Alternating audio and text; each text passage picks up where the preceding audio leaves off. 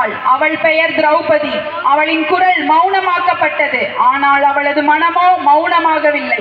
அவள் குரலோ வரலாறாக மாறியது. இன்று காலம் மாறிவிட்டது, ஆனால் கேள்வி அதேதான். ஒரு பெண்ணின் கனவுகளை யார் தீர்மானிக்கிறார்கள்? அவளின் உடை பற்றி யார் பேசுகிறார்கள்? அவளின் நடையை யார் விமர்சிக்கிறார்கள்?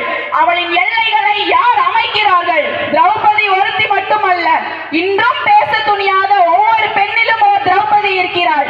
ஆனால் ஒன்றை மட்டும் நினைவில் வையுங்கள், அவள் கண்ணீர் விட வரவில்லை, அவள் எழுந்து நிற்க வருகிறாள்.